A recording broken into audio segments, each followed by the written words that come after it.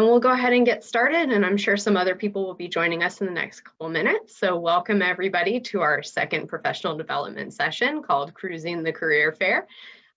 So this is in anticipation of the fact that we are holding a virtual career fair on May 14th. So that's 2 Fridays from now. And so that event is going to be from 10 to 1, completely virtual on Zoom. We will do kind of a round where companies will present about their company and what kind of positions they offer, and then you'll be able to sign up for 5-minute slots with the representatives. So there will be many different representatives to choose from, but we do want to get you guys a little bit of background today on career fairs and how to best present yourself, especially in a virtual setting. So joining us today is Tabitha Perez. So she's going to walk you through a little bit about career fairs. And if you guys have any questions, feel free to place them in the chat. And Tabitha, Leah Anderson will be monitoring the chat, and she'll jump in if you don't happen to see the questions that are there. Okay, great. Thank you. And thank you for the introduction. Thank you, Kristen, Christina, Megan, for having me. I'm super excited to be here.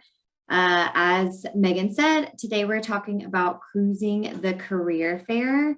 I'm going to give a couple of general tips for the career fair, some LinkedIn best practices, social media best practices beforehand, presenting yourself, some questions to ask at the fair, and then writing an email to someone you met, and then again, general Q&A. So at any point, if you do have questions when I'm going through it, please feel free, say it in the chat. I don't mind if you come off the microphone and say it out loud either. Could be as interactive as you want to make it. So starting with just general tips for the career fair, first and foremost, do your research. Learn who is participating and have a list of the organization or people you want to connect with, and why you want to connect with them. Go into their company websites, go into their LinkedIn, figure out who you want to meet, why you want to meet them, and have notes somewhere nearby. It just makes it easier come the day of the career fair. My second general tip is dress to impress.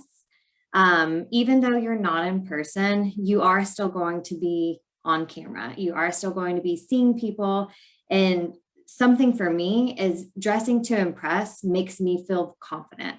Whenever I do my hair, put a little makeup on, add some jewelry, I feel ready to attack the world and go for it. And they say most people, whenever you do dress up, just feel better and more confident. So regardless, I would say put a little extra in that day. I wouldn't use this day to try new styles. I wouldn't do anything crazy with your makeup, hair, outfit. Go with what you know, what makes you generally feel confident. And yeah, just go with that. Have your 30-second elevator pitch ready to go, which I probably should have started with mine before jumping into here, but I was just so excited to give you some tips. So your 30-second pitch is going to be who you are, what do you do, and why are you here? For me, my name is Tabitha Perez. I am an associate director at the Siegfried Group. I'm a consultant in accounting and finance. I also have a side business of financial coaching. I've been in this realm for 8 years and do lots of presentations in areas like that. Why I'm here, I wanted to help you guys figure out how to cruise the career fair. Does anybody have a 30-second pitch of theirs that they want to jump in and say, or is that too much for now? We haven't gone over that. That was one of our sessions in our last round. So if we have returners that want to try it out, this is a great time to try that out. But consider this a work session, you guys. So even if you want to give it a try and you stumble over everything, this is the best group to do that around. And then, by the end of the hour, you'll be a lot more greased up and ready to go. I agree. Sometimes just getting out there and saying it, because everybody gets nerves. Like you get that feeling in the bottom of your stomach. You don't really want to jump in and say anything, but it's great practice to get in, say it out loud, and then you kind of hear, okay, that sounded good. That didn't sound that great. How can I revise that for the next go around? I'll give a couple seconds if anybody wants to jump in, but no pressure at all if you don't. I have in the past used my phone to practice for interviews that I've done, like video interviews. And there was one I did that was my favorite. And I went over that many, many times. And I'm trying to get rid of doing this when I talk, and to see that on film is really helpful. So I'll just throw that out there for you guys when you are practicing your elevator pitches, to do it in front of a mirror and to do it in front of your phone too, and watch that recording back. And but don't be too harsh either. I was also going to say, general, have some water or something like that nearby whenever you're at this fair. You might get thirsty. You might just need something to tide you over for a little bit. And that's kind of a benefit of doing the virtual fair, is you can have your water right next to you. You don't want to have to pause or leave at any point because you're just dying of thirst. So just be prepared, have it there with you. General note, because I just grabbed some water. I was thinking about it. So also, before you go to the career fair, you want to make sure your resume is updated. This would be virtual or in person. You always want to have a very live resume. With the virtual side, you want to download it on your computer, ready to go. If somebody does want it, say, hey, I'll send you my resume after this. You'll have it ready and you can actually send it soon after the fair. You also, I don't know if you have this, but a lot of virtual career fairs have a profile that you can do beforehand. Is that something that this career fair is going to have? I don't think we had talked about that. Well, if it becomes an option and it comes out to you, make sure you have your profile updated for the career fair as well. With that being said, everything that you do update, so your resume, if you do a profile for that, your LinkedIn, they all need to match. You don't want to have your LinkedIn saying one thing, your resume saying something else, and your profile saying something different. Even if there are small discrepancies and you may be able to explain them, you just don't want to come off as not telling the truth from the get-go. Another tip, network. You're there to meet people. You're there to network and understand what's going on. So make sure you're doing that. Go to your list of people that you researched in advance, the companies that you researched. Make sure you go after those people. I think Megan said that you were going to get 5 minutes to chat with whoever you want. Go after that. Go after those people that you researched ahead of time. Use your notes that you took and make it relatable whenever you're chatting with them. Mention something that you saw on their website, mention something that you saw on their LinkedIn, and show that you did the work. It goes a long way. My last kind of tip here would be your follow-up. Make sure you send an email to anyone you talk to within 24 hours. Add them on LinkedIn, and just make that connection. It's very important. And again, it's one of those things that goes a long way. You don't always think so much about it, but being the person who follows up is a very good sign. Pausing there, that's general tips for the career fair. Going into everything else is going to be tips within that as well. I've got a pretty big session on LinkedIn. I don't know if it is going to make sense for me to share my screen and show you how to do some of these things. Give me a yes or no on the chat if once I start going through things, you want to see how to do it. I'm happy to jump in and show you my LinkedIn and how to get there. One of my first tips that I learned a few years ago is to have a custom URL for your LinkedIn, for your name, so it's easier for people to find you. So instead of having Tabitha Perez XYZ 12584, you can just have Tabitha Perez. Do you know how to do that, or do y'all want me to show y'all how to do that? Would it be beneficial? Okay, we got a yes. Let's go for it. Let me pull up my LinkedIn. Another tip on the career fair, make sure everything else in your computer is turned off. So you don't want your notifications going off on your Slack channel. If you have a G chat, anything like that, make sure all of it's turned off because you don't want to be getting those alerts while you're chatting with somebody. So let me jump into my LinkedIn. And I'm going to share my screen.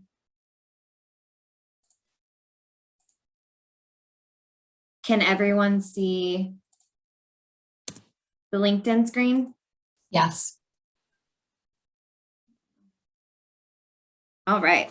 So getting to your custom URL, you're going to go to your profile. So I just went to my profile here. You'll click view profile and then edit public profile and URL over here.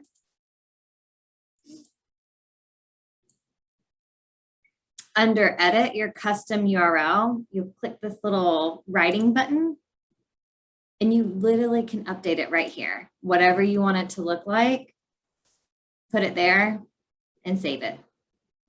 Easy as that. And it makes your profile have that extra little oomph. And it took all of 3 seconds.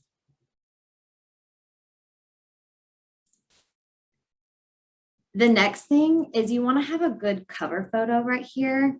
This is your space to make a good impression. It's the very first thing that people are going to see. And it's something that can reflect a little bit about you. It doesn't have to be a picture of you, but this could be your favorite place. It could be a motivational speech or a quote, something like that, a nice background, something you want to see, just something to point to you. For me, my company gives us photos that we can put up there. So I put one of the Siegfried group, and I love being in the city. So I added the city. But I think that that's something just little quick you can add and edit to. The next one is choosing your professional profile picture or take a new one. To be honest, I need to update mine. This is a few years old. I've got the better hair, maybe not as many lines on the forehead, but it's still reflective of who I am. You should be appropriately dressed, not at a party or a wedding. If you have to crop somebody out of the photo, that shouldn't be your photo. Just take a new one. If you do need to take a new photo, a good tip is to just get in front of a blank wall, have a friend, family member, someone snap a photo of you, check it out, make sure your headshot's in there and pop it in your LinkedIn. A good tip is to have light looking or facing you whenever you take the picture. It just makes you look a little bit better. The next kind of going through my LinkedIn, you want to have a good headline here. What do? It shouldn't just be your job title. It should be a space to communicate who you are as a professional in one sentence. For me, I provide leadership advisory and talent delivery services as a finance professional. Yeah, so any questions there, let me know. This is your summary section, your about. This is where you can really show your story, let your personality shine, introduce yourself again, who you are, what do you do, highlight your skills, experiences, and achievements. And then I like to mention something about who you are outside of work. It makes you a little more relatable. And you never know who you might resonate with whatever you say. So for me, it kind of goes into who I am, what I do. At the very end, I say my specialties include coaching, relationship building, management, strategic thinking, and forecasting budgeting. I'm also a networking enthusiast with a soft spot for Friday evening happy hours. Maybe somebody sees that and they're like, oh, I want to go get a Friday evening happy hour. And then it's just a quick and easy way of connecting with someone. I have a quick question about that. So I've seen people who use like, I am this, I am that. I've also seen people who have like very, like they've taken themselves out of it. So it's like, is a leader, demonstrated excellence. Is it field specific? What's some advice about that? Because I never know if I'm supposed to be personable in this about, or very like rigid and professional and just sort of get all of my like accomplishments or the skills that the job is looking for in that. And it's really hard to tell because people have it both ways, and I don't know which is better for me as like a young career person. I think that's a great question. I think it could be a little bit industry specific, but I do think adding a little personality and not being so rigid here is a great thing to do. You have your resume to be very rigid and specific. This is what it is. Your LinkedIn is, I mean, it's a social media account at the end of the day. And it should have a little more personality. I personally really like having I am a passionate and, adding those adjectives, things like that in there, because it makes people feel a little warm to you. I'll let Kristen or Megan jump in here and tell me if I'm completely off base with the industry, but that's my take on it. Yeah, I don't think you're off base at all. I do like that it's a little bit more personal and less robot-y, I guess. But yeah, I can see the value in taking or doing third person in some situations. But I would say kind of start to stalk people that are in the industry that you're looking for and see what theirs looks like. Mm-hmm. Yeah. Very good point. I kind of feel like it's almost your cover letter mixed in with your elevator pitch that somebody can glance at and see that first paragraph or two, a little bit about you. Oh, this person looks interesting. And then, as Tabitha said, okay, well, what are their skill sets? And that's when you go underneath and open up the resume link or your CV link, whichever you want to put on there. But then, yeah, also what Megan said, that was the same thing. If you have a target company you're looking at or a target position, which I think there's a mix on here. I know some of you are really focused on a certain type of role, stock those types of accounts on here. Or if there's a certain company you really want to work at, look at that. Otherwise, I know that there are a lot of people on here that just are not sure what you want to do. So in that sense, find what represents you. And that's what you're trying to portray. Thank you, Raven. That was a really great question. And Kristen, Megan, that was great tips as well. And I guess to add to that, if you guys craft your LinkedIn ahead of meeting your mentors, that's absolutely something that you can bring up and share with them and say, how do you think this looks? Do you think, based on what you've learned about me, does this represent me? Absolutely. I do have a question on about, you said about making sure your LinkedIn and your resume match. But is it okay that the language is a little bit different? Like maybe, for a resume, you might be targeting it specifically for a specific role. So, you might use different terms or things like that. But in the LinkedIn, it kind of has to be more general. So is that okay that like the length is not totally like exact, but that I guess, the dates are the same, the job titles and all that. That's what you're looking for, is that are the dates the same? Are the titles the same? Things like that. You want consistency there. Wording, absolutely. Kind of what I think it was Kristen who had said, this is more your cover letter. It's going to be different than what your resume reads. But it's really the dates, the titles, things like that. Is that consistent? But another really good question. I really appreciate people asking things as it goes. I love that. So that's, your about section. And then we've got our experience. So in your experience, again, your profile should be tailored to the industry that you work in or want to work in. Make what your experience is relevant to those areas. Emphasize elements of your past experiences that are most relevant to what you're going for. And you can also include relevant volunteer work in school projects, just because you're getting to where you want to be. Again, this is make it your own. For me, I have the Siegfried group, what I've been doing, my prior corporation before that, which was very finance based. You can have more description here. For me, I went off of what my company does. Most of the people within my company, we just have our titles, and we have a little bit about the Siegfried group here. Again, look at what people in your industry are doing, what your company's doing, and match that. At the Gates Corporation, I have very detailed, what did I do here? What did I do here? How long was I there? Same thing for Ernst & Young, but that was more the cadence of those industries.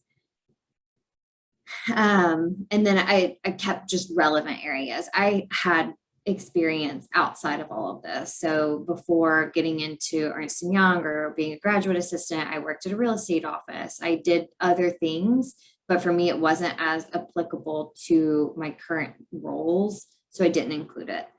The education, you just want to have your, where you graduated from, and then maybe some of the activities and societies you were involved in.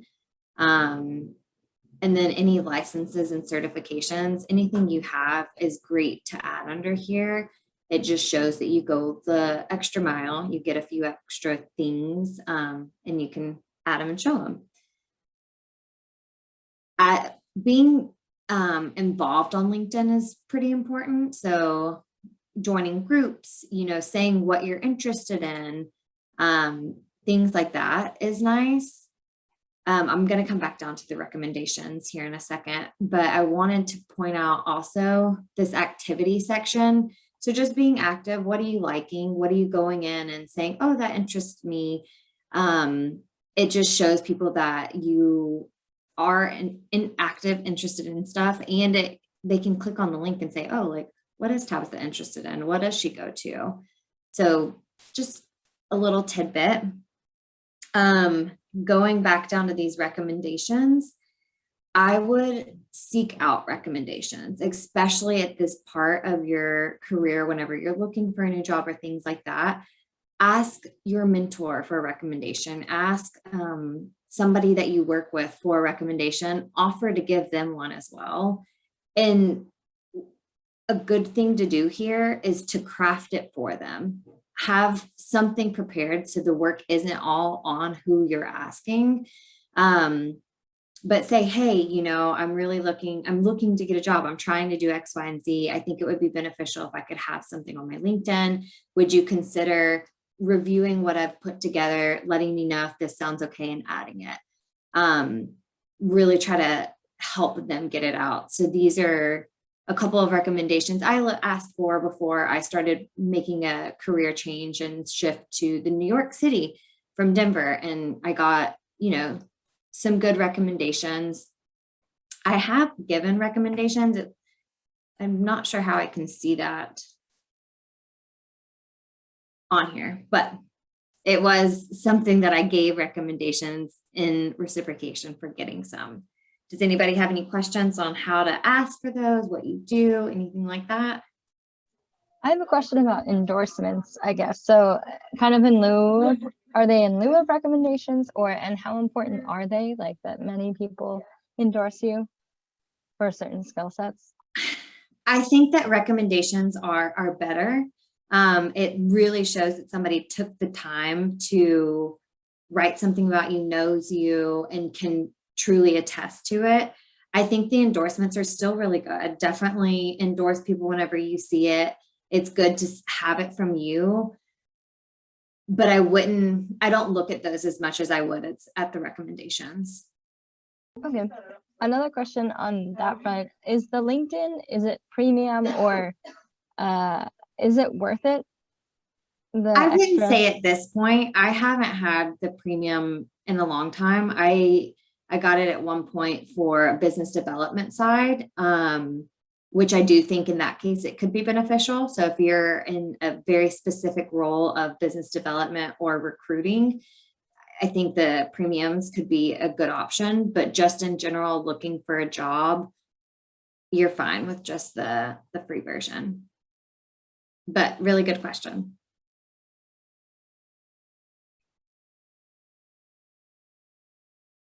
All right, I think we're good with the LinkedIn. Can I jump in on? Oh yeah, of course. On the LinkedIn. So LinkedIn, unlike other social media, the more connections you have, the more connections you can build. And so where the premium comes in is you have to be like, I can't remember if it's either a second connection to somebody, a second degree connection, or first in order to connect with them with the free account. But so you can pay for the premium to have access to like your third degree connections and farther away, or you start building your connections. So I would say connect with Tabitha and Megan and me right now. You have Megan in my email. So sometimes that's like, they'll ask, how do you know this person? And if you can't provide an email or say you worked with them before, you don't have the capacity or ability to be able to connect with them. So just start to connect with those that you know, connect with your professors. Probably everyone on this call would be fine with reaching out and accept that because you all will be helping each other.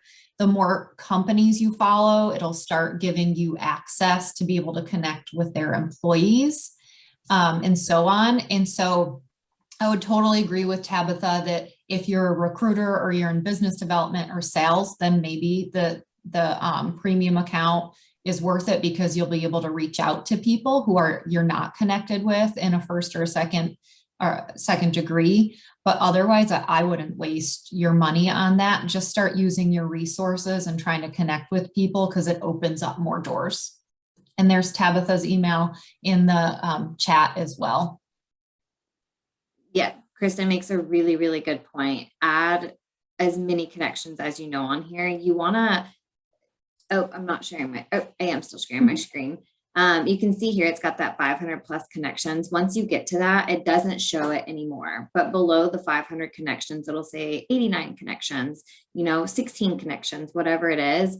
You want to try to get to that 500 connections because it just shows that you have taken the time to know people, you're networking, you're getting involved, however it is. And then you have a really good bank of people to search through and reach out to and network with at points.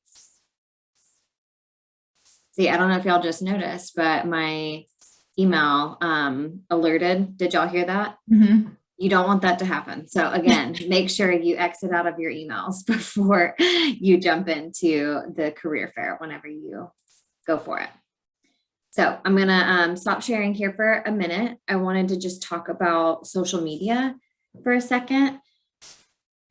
In addition to your LinkedIn, you want to make sure you have a clean social media background. I'm sure that y'all have probably already checked and made sure it's good, but check your Facebook, check your Instagram, TikToks, whatever you have.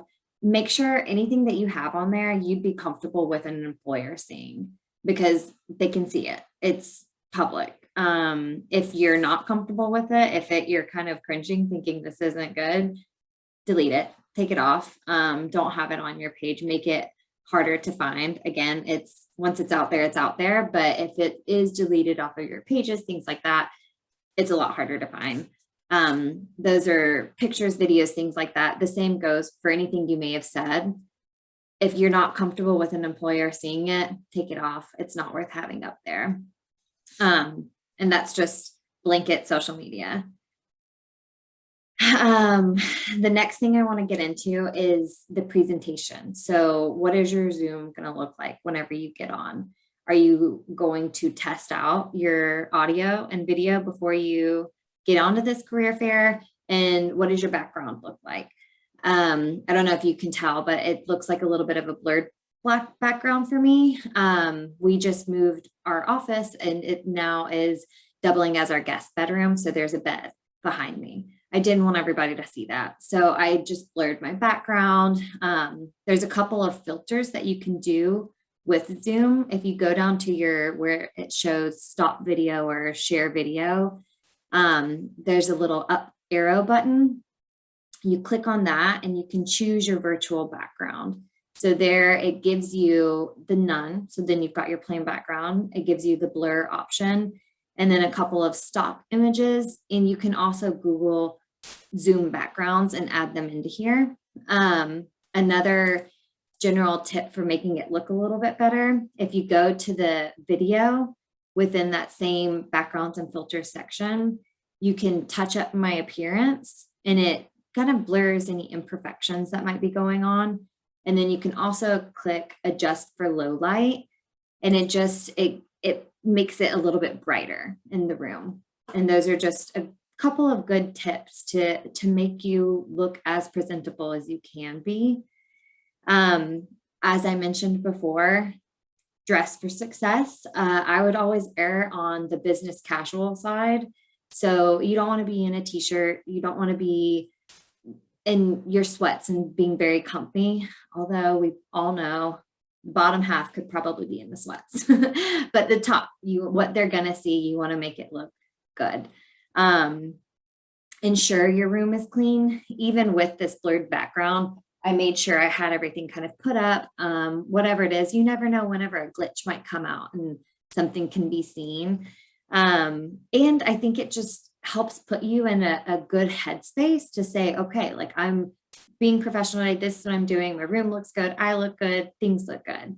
Oh, Kristen, I see you playing with your light. I like it. Yeah, I feel like this is a workshop and I like to try things out. So yeah, feel free, guys.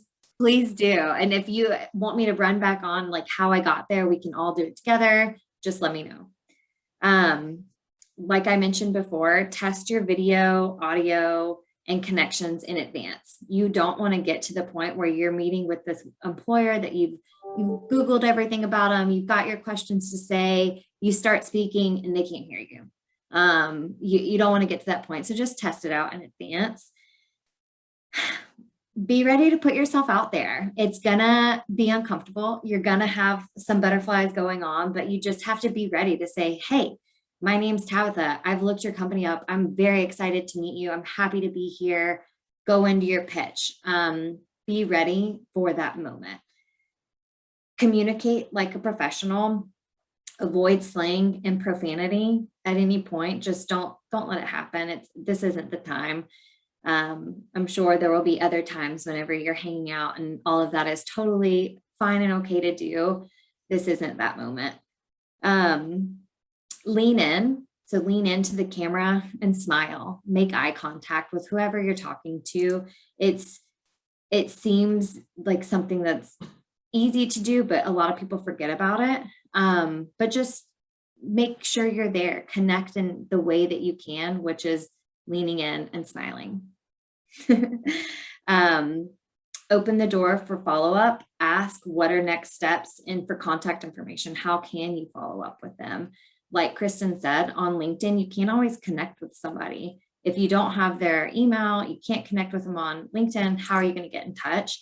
Use that opportunity to ask them for the follow-up steps. What's next? How do we get past this? They'll appreciate the proactiveness because it's something that a lot of times you just forget. You know, whenever Kristen was mentioning email, for me, I just put it out there because I might forget by the end of this to say, hey, this is how you can connect with me. So take it on you and ask them for that information in advance. I'm gonna pause there. Does anybody have any questions on presentation? Any tips or questions here before we move on to the next step? And I guess I'll just add with the nervousness, the only way that you get past that is by practicing. So the more that you do it, like get on Zoom with your friends and just practice, okay, I'm talking to a professional. You know, the more you do it, the easier it's going to be. And it's always nerve-wracking to meet a new person, especially to try to put yourself out there. But yeah, you just got to practice.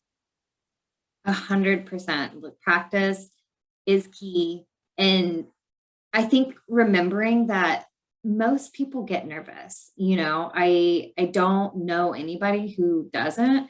I'm sure there's people out there somewhere, but know that you're not the only one. Everybody's kind of feeling that same way. Even the employers that you're connecting with are still somewhat nervous. You know, it's just putting yourself out there and being okay with it and practicing. So I have a couple of questions to ask. I'm going to share my screen again, and I can send this document out for reference afterwards. I thought it would be just beneficial to say, go through some types of questions to ask when you get to that 5-minute career fair slot when you're chatting with somebody. These are just good questions that show you've done a little research and that you're very interested in what they have to offer. You want to, there's different types of questions that you can ask. So you can ask about a particular role. You can ask about the hiring process, ask about their experience. I will say people love talking about themselves. If you can get someone talking about themselves, then that is great. You'll both leave the conversation probably feeling really good and they will remember you just for the experience that they had. Ask about growth and development. And then you can ask about the company's products, services, or recent news. And then the company culture is also a really good one. The last one would be, how do you stay in touch? So going from this beginning, asking about a particular role, what are you truly looking for in this role if you have your ideal candidate? On a typical day, what does this open role do? What's the team's biggest goal in the next 6 months? I noticed you didn't have any types of role on a specific team open just now. What kinds of opportunities in those areas do you foresee down the line? These questions show that you took an active role in researching what opportunities they have available, what you're interested in, and how you can kind of work with the company on that. Asking about the hiring process. So just saying, you know, what does the process look like for this role? What steps do I need to take to be able to get in there?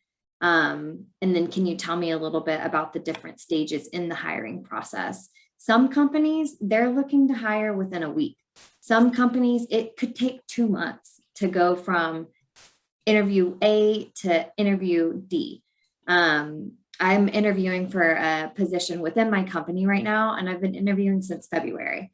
I have my last interview next week and then find out in June if I get it. So it's a long process, but asking about the process at the beginning of it set my expectations. So it could have been a big disappointment if in February I was expecting to get something new by March, and lo and behold, at the end of April, I realized I'm still going to be interviewing. So I think setting the expectations up front is pretty important. Asking about their experience. How long have they been at the company? What do they like about the company? What do they like about their role? What are some of the challenges you faced? I think going in and digging into some of those questions are pretty good. It, again, just shows that you're interested. And it gives them some time to talk about themselves and reflect on their role and position. Asking about growth and development. What does it look like at the company? How are you developing your workforce? I think some of these will make the employer pause and say, oh, how are we? And it may give them pause to actually think about what are they doing and how can they do it better? So I think it's good questions on both sides. You can ask about the company's products, services, or recent news. So whenever you're looking in and doing your research ahead of time, look at their most recent news articles that have come out and mention those, because again, it shows that you're interested, you've looked them up, you know what's going on, and you're excited about the updates that they're coming up with. I think asking about the company culture is pretty important. You want to work for a place that you fit and align with. What makes a person successful at your company? What does the communication look like? What kind of technology do you use? What kind of culture is there around feedback? Are you only going to get feedback once a year?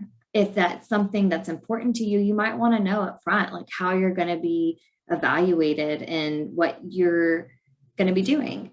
If diversity is important to you, ask about it. Say, what are you doing on the diversity side? How do you support different identities?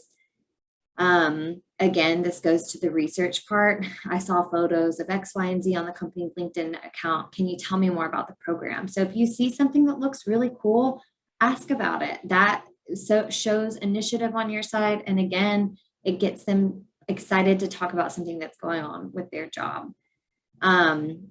Lastly, ask about how to stay in touch. What is the best way to stay in touch? Is it a phone call? Is it a email follow-up? Is it LinkedIn? Ask them and what their preference is so you can follow up in that manner. And then what would be a great next step? Who can I follow up with? All questions you want to ask at the end of the day, or conversation, just so you know that you're still having momentum with that person or company. I'm going to stop sharing here. Does anybody have questions there? I have a question. Yeah. So I don't think this has ever come up in a career fair conversation, but now that I'm graduate out of school, like the first interview will usually be with like a recruiter or HR person. And so what's will kind of throw me for a loop is that will be surprised how quickly, I guess, salary comes up in the conversation, because maybe I haven't done like the full research, right? Or what's the market value for this particular position? Because I'm thinking that's not going to come up until we get to the negotiation part. So I've gotten the question before of what range of salary are you looking for? Or what is your current salary now? And I'm always really unsure of how to answer that, because it's like you don't want to go too far because you don't want them to then say, oh, well, let's stop the conversation because that's outside our range, right? Or you don't want to give too low and then now they're like, oh, they're going to underpay you, right? And you didn't realize that you were below market. Or also I've heard that you don't want to give your current salary because maybe if you are being underpaid, right, it'll continue to happen in the next role. So I'm always unsure of like how to answer those questions. So for me, I would try and steer clear of saying a specific number. I would say, I'm very open to what you have to offer. I think that that's something we can discuss later down the road. If they continue pushing, I would never give your current salary. I agree completely. It could absolutely put you a little bit lower than what you're thinking, or what you're actually worth, especially if you don't know averages. And the thing is, it's very hard to find that. You can't always figure out what exactly is the value of this role, this position. First and foremost, I would steer clear of trying to say any number. If you do have to say something, I always aim high. I would go probably 15 to 20 over what you are at, or go to where you think you should be, and give a range. Don't say this specific number, give a range of it, and say again that you are flexible, but this is not a solid number for you, because you don't want to be taken out of it because it's something that they can't match. If it does come down to getting a salary that is a little bit less than what you wanted or what you thought you were going to get, immediately start talking about how can I grow from here? What types of bonus options do you have? Do you have any stock options there? Can I negotiate on my vacation time? I know for me, one of my first jobs I went in to get, they couldn't get me the salary I wanted, but we were able to negotiate vacation, and I got 2 extra weeks, which at the end of the day, that kind of goes into the salary piece too. So just be flexible, let them know that you aren't at a hard place either way, which hopefully you're not, and that you are willing to negotiate and be flexible on both sides. But I would try not to say a number. I think legally that they can't force you to say a number. And they shouldn't be asking what you're making currently. I know people do still do that, but I don't think that's what you're supposed to be doing. But again, real world versus what's supposed to be happening is different sometimes. So I'm gonna pause there and maybe let Kristen or Megan jump in and see if they have any extra to add, because that is a really good question. It's an uncomfortable one too. Nobody, we're all working because we want a paycheck. Yep, you want to enjoy your job. There are certain companies you want, but at the end of the day, we want a paycheck and we want to be paid what we're worth at least. But it's a really complicated situation too, unless you are applying for a government entity in which you can look up all those, what you're going to make exactly, and there is no room for negotiation. So for example, the CDC, you can go out there and you can see listed what you will make at each position at each year, and that's the way it is. So that's actually kind of a nice thing about working for a government entity, unless you really enjoy the negotiating process. But I think that number one, this is a really great conversation to have with both of your mentors. And just to say, look, especially you, Jada, being that you are a professional and right now, so you've been in industry for a little while, and to talk about the fact that, you've been in interviews and you've been asked that, it'll be interesting, I think, to you to hear what your mentors have to say about that. And Tabitha also said, and I'm pretty sure you're right, they cannot force you to say what you're making. And I don't even know really, I think I'd be a little bit leery about being asked that, to be honest. But this is also a great opportunity to do one of the most uncomfortable things, which is role play with your friends, because it really is kind of an art to put that back into their court. So it's easy to say, of course, most people and anyone that's going to ask this question, they're going to expect somebody to either give an answer or to say, oh, I'm open to negotiations. And so they're going to be ready to hit that ball back to you and say, yeah, oh, sure. But what's your ideal? And so how do you want to answer that? So that's where it comes in handy to role play with somebody. So even just one of your friends that you're comfortable with, and you can laugh about it together. I did not have my notifications turned off. So hopefully that's helpful to you, but also doing your background work. There is, I would guess, a salary. If you guys had to write down right now, what do you think you're worth? Write it down. Maybe you're priceless. That's fine. What do you think the going rate is for the role you're looking at? And try to do the research. And maybe you'll come down to that. Indeed, a lot of times gives ranges on that, but a lot of times it doesn't. But there's probably a figure you have in your mind of what you expect to make. And there's a reason you have that in your mind. And most likely you're pretty accurate on that would be my guess. I'm not an expert, but that's my guess. So, but also to take into consideration all those extras that come in line. There are some companies and organizations that do a really good job and are highly valuable in the non-salary items. So my husband's company, for example, he gets thousands extra each year in, what's it called? He gets a percentage of their earnings of what the company earn. Yeah, profit sharing. Thank you. That's hugely valuable. So if you're in a position where you can account for that and ask about profit sharing. So whatever profit it is, he gets a certain percentage of that every single year. Sometimes it's an extra 10,000, sometimes it's an extra 20,000 that's put away. And when he retires, he's going to have hundreds of thousands in the bank that wasn't salary, but that he earned.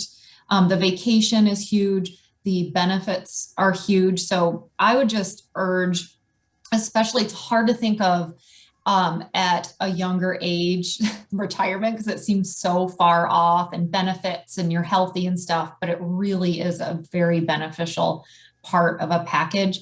Granted, we're talking about career fair, and in 3 to 5 minutes, you're probably not going to get into all of this. And there is another session on the interview where we can talk about this more. But that's my 2 cents. All of that is super, super great. I agree. Don't just look at the salary, look at all of the benefits combined. And that does, I agree with that too. You probably do have a number in mind.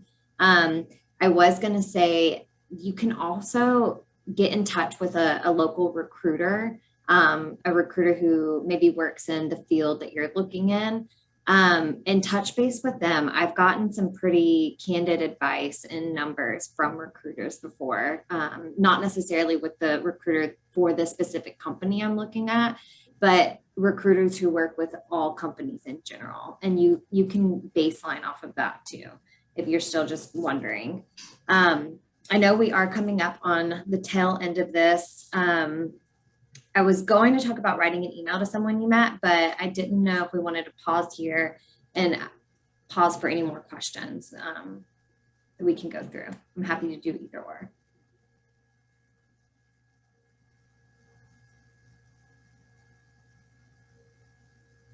All right, I'm going to take it as we don't have any questions right now. So writing an email to someone you met. So this is that follow-up. You asked your future employer, hopefully, how do I follow up with you? They said, here's my email, shoot me a note. Okay, what do you do now?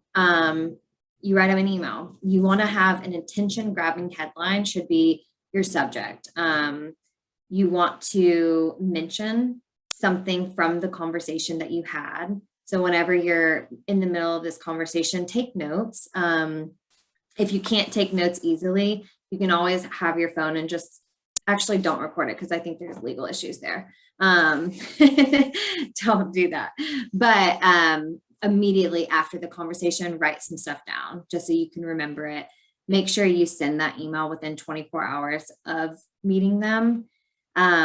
Think about how you can help your recipient. So what value are you giving them whenever you start the job, whatever it is? How can you help them?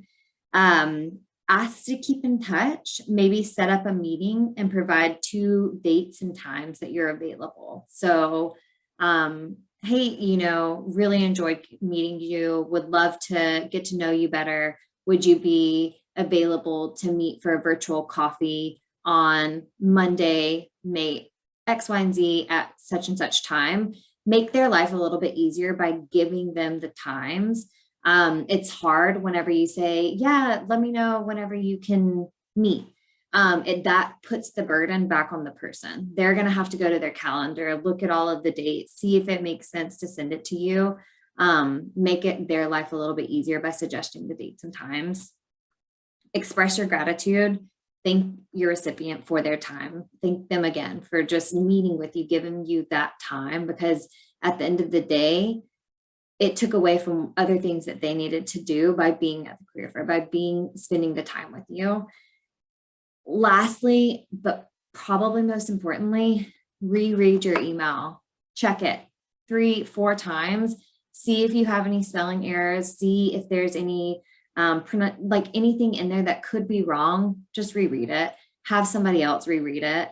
It doesn't take that much extra time, but it can truly go a long way. There is no worse feeling than sending an email and then reading it after you sent it and realizing you messed something up. You're like, no, I shouldn't have done that. I should have just spent that extra minute, whatever it is. So absolutely just reread it, proofread, have somebody else read it, ask them if it makes sense, and then send it out.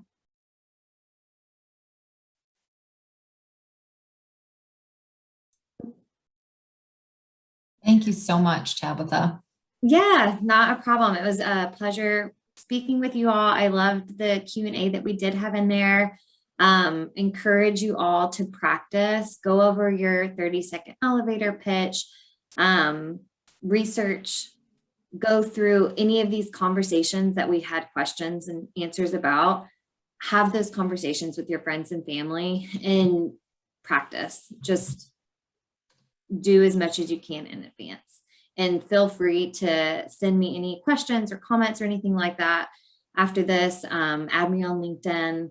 I'm happy to connect and be a resource of whatever you need. Awesome. Thank you, Tabitha. And I did pop the submission link in the chat, but I'll send that in a follow-up email.